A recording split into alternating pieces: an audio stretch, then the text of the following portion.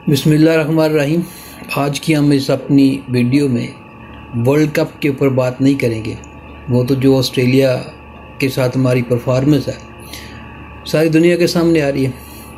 इस वीडियो में हम थोड़ी सी पाकिस्तानी सियासत के हवाले से बात करेंगे। पाकिस्तानी सियासत में एक मरतबा फिर एक बड़ी तब्दीली रूनुमा होने जा रही है और वो तब्दीली आजकल सर चढ़ कर बोल रही है।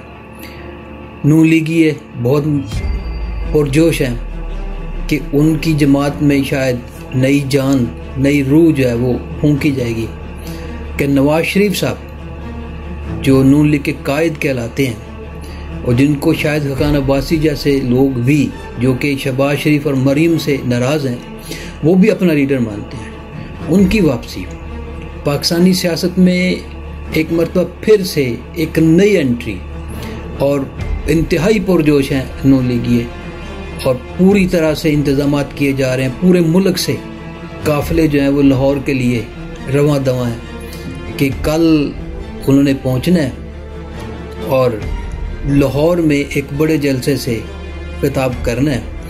नून लीग की कोशिश है कि इतने लोग इकट्ठे किए जाएं कि इमरान खान के पिछले एक दो जलसों के रिकॉर्ड तोड़ डाले जाएं। खैर, रिकॉर्ड टूटता है या नहीं टूटता है वो तो अलग किस्सा है, लेकिन 4 साल बाद नवाज शरीफ की पाकिस्तानी सियासत में एंट्री यकीनन मानी खेज है। जिस तरह से बड़ी तेज़ी के साथ उन्हें रिलीफ मिला, अदालत ने ज़मानत 24 तारीख तक मंजूर की, राहदारी ज़मानत भी मिल गई, तोशा खाना केस के अंदर जो ज़मानत थी वो भी मिल गई। इस्लामाबाद हाई कोर्ट ने गिरफ्तारी से भी रोक दिया कि आपने दूसरे केसेस के अंदर भी उन्हें नहीं पकड़ना। आज इसीलिए बड़े तहमकाना अंदाज में इसहाक डार ने कहा जी नवाज शरीफ साहब के ऊपर बनाए गए तमाम केसेस जो हैं वो तो फ्रॉड है और जो कुछ हो रहा है वो आइन और कानून के मुताबिक हो रहा है। इसी तरह दूसरे नून लीगी रहनुमा वो भी बड़े पुरजोश हैं। राना सनाउल्लाह मुसलसल कह रहे हैं कि पाकिस्तान के अंदर एक बड़ी तब्दीली आएगी।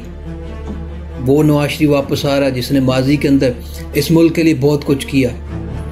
और अगर थोड़े से हक़ाइक़ पर नज़र डाली जाए तो ये बात गलत भी नहीं है कि इस लिहाज से गलत नहीं है कि इस चीज़ के तमाम लोग गवाह हैं। इसी नवाज शरीफ के दौरे हुकूमत के अंदर हमने 60-65 रुपीज़ पर लीटर पेट्रोल लिया। 50 रुपीज़ जो चीनी थी उसकी कीमत भी इतनी थी और हुकूमत गई, डॉलर का रेट भी कुछ और था, हुकूमत उनसे ले ली गई। पनामा केस के अंदर जिसमें उनको सज़ा दी गई, हैरत अंगेज़ बात यह है कि इस केस के अंदर सिर्फ एक शख्स को सज़ा मिली, हालांकि और भी पाकिस्तानी हैं जिनके नाम इसके अंदर शामिल थे, उनके खिलाफ कोई कार्रवाई या किसी ने दरख्वास्त नहीं दी। कार्रवाई हुई तो वो सिर्फ एक शख्स के खिलाफ हुई और वो नवाज शरीफ साहब थे जिन्हें सज़ा भी मिली, जिनकी हुकूमत भी गई और उसके बाद एक नई हुकूमत जो है वो सामने आ गई। बहरहाल ये एक लंबी गेम है, एक लंबा ड्रामा है जिसके अंदर तमाम शामिल थे, मतलब अदारे अदलिया से लेकर फौज तक तमाम अदारे उसके अंदर शामिल थे। तो ये गेम प्लान हुआ, खेला गया। नवाज शरीफ साहब हुकूमत से गए, हुकूमत से क्या गया कि जेल में पहुँचे। जेल में तबीयत ख़राब होने की कितनी हकीकत है, उसमें कितना ड्रामा है वो एक अलग किस्सा है। बहरहाल किसी न किसी तरह से फिर वो उस वक़्त की हुकूमत और अदलिया के सर पे सवार हुए और नतीजतन सूरत-ए-हाल यहाँ तक पहुँची कि जनाब बस अभी आखिरी सांस जो है वो आने वाला है। आएगा भी या नहीं आएगा इसका कोई पता नहीं है, लिहाजा उन्हें मुल्क से बाहर जाने की इजाज़त मिल गई कि जाएं इलाज करवा के वापस पहुँच जाए। तो उस इलाज को होते होते 4 साल लग गए। वो इलाज आज भी हुआ या नहीं हुआ वो एक अलग किस्सा है। मेडिकल की रिपोर्ट्स आती रही हैं, कोई उनको जाली कहता रहा, कोई उनको सच्ची कहता रहा। एक तमाशा मचा हुआ था और अब एक नया तमाशा जो है वो लगने जा रहा है कि एक लेवल प्लेइंग फील्ड तमाम सियासी जमातों को वो तो नहीं दिया जा रहा। वो तो वाज़े नज़र आ रहा है कि पसंदीदा सियासी जमातों को तो हर जलसा करने की इजाज़त है, उन्हें हर इकदाम उठाने की इजाज़त है। दूसरी जमातों को, जिसमें सिर्फ एक पीटीआई है, उन्हें शायद इन सारी चीज़ों की इजाज़त नहीं है। लाहौर में जलसे के लिए अप्लाई किया गया, लेकिन उन्हें इसकी इजाज़त नहीं मिली। इन्होंने अप्लाई किया, नून लीग ने इधर से अप्लाई किया और उधर से इजाज़तनामा मिल गया। तो इस तरह का ये जो लेवल प्लेइंग फील्ड का जो किस्सा है वो ये है कि आप आएँ, ठीक है, जो असूल है खेलें, आ जाएँ, अदालतों का सामना भी करें, केसेस का सामना भी करें और साथ सियासत भी करें। आएँ और आके अवाम का जो फैसला हो उसको एक्सेप्ट करें। इलेक्शन होने दें। हर कोई कह रहा है, अब तो बिलावल भुट्टो भी चीख चीख के कह रहे हैं बार बार कि इलेक्शन होने दें, इलेक्शन होने दें, आम इंतखाबात का शेड्यूल का ऐलान किया जाए। वो पता नहीं कब करता है इलेक्शन कमीशन। लेकिन ये अब एक चीज़ वाज़ेह हो गई कि जनाब नवाज शरीफ साहब, जिनके आने ना आने के हवाले से बहुत सारी अनसर्टेनिटी फैलाई गई, बहुत सारी रूमर्स सामने आई, बहुत सारी जो अफवाहें थी वो फैलाई गई कि जो वो नहीं आ रहे हैं। अब तो खैर उनकी फ़्लाइट का चार्टर है, चार्टर जो दुबई से पाकिस्तान के लिए उड़ान भरेगा, उसका नंबर भी सामने आ चुका।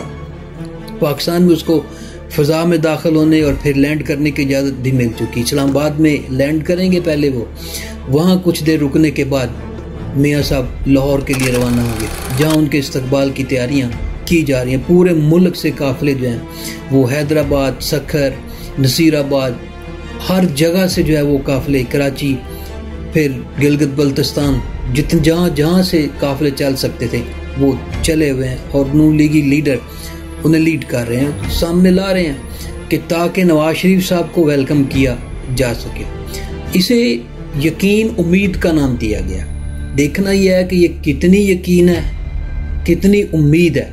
मरीम नवाज बार बार कह रही हैं हर स्पीच के अंदर कि जनाब पाकिस्तान की खुशहाली, तरक्की वापस आ रही है। जिस हालत में मुल्क मौजूद है इस वक्त, जिस तरह IMF के सामने जा चुका है या उसके कंट्रोल में है, या इस वक्त जितनी महंगाई की सूरत हाल है, क्या इसको कंट्रोल किया जा सकता है या नहीं किया जा सकता है? क्या ये सब कुछ हो सकेगा? नहीं। बाकी सारी जमातें ये कह रही कि नहीं, इलेक्शन हो, इलेक्शन ही सारे मसाइल का हल है।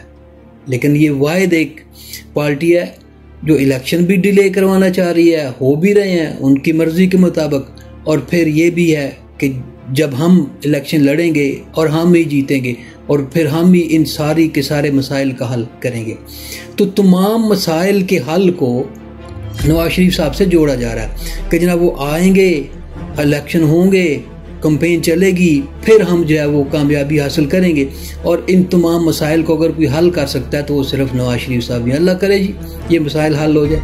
हालांकि मसाइल काफ़ी गंभीर हो चुके, काफ़ी पेचीदा हो चुके, इनका हल होना इतना आसान काम नहीं है, क्योंकि इतने मुश्किल टफ हालात 16 माह की जो उनके भाई ने हुकूमत की थी उसमें इतने मुश्किल तरीन हालात सामने आए कि अब इनको हल करना इतना आसान नहीं है। देखना ही है कि कल से ऑनवर्ड, मतलब नवाज शरीफ साहब के पाकिस्तान में लैंड करने के बाद से लेकर पाकिस्तानी सियासी मंजरनामा क्या रुख इख्तियार करता है।